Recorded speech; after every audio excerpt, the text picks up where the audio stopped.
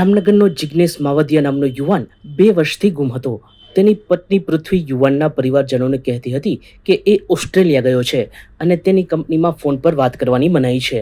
2 વર્ષ સુધી આ રીતે યુવાનના પરિવારજનોને અંધારામાં રાખ્યા પછી આખરે મામલો પોલીસ સુધી પહોંચતા તેણીએ પતિની શરાબમાં સાયનાઇડ મેળવી તેને પતાવી દીધો હોવાની કબૂલાત કરતા ખળભળાટ મચી ગયો હતો. એ પછી પૃથ્વીએ પ્રેમી નિલેશ સાથે મળીને પતિના મૃતદેહને દરેડના કારખાનામાં ઊંડો ખાડો કરી દફનાવી દીધો હતો. આરોપીઓએ દર્શાવેલી જગ્યાએ પોલીસ દ્વારા ખોદકામ કરવામાં આવતા એક માનવ કંકાલ મળી આવ્યું છે, જે જિગ્નેશનું હોવાની આશંકા છે અને તેના અવશેષો પરીક્ષણો માટે મોકલી આપવામાં આવ્યા છે.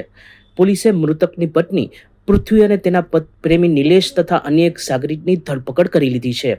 ફિલ્મી સ્ટોરી જેવા આ હત્યાકાંડના સમગ્ર ઘટનાક્રમથી દેશભરમાં ચકચાર મચી ગઈ છે.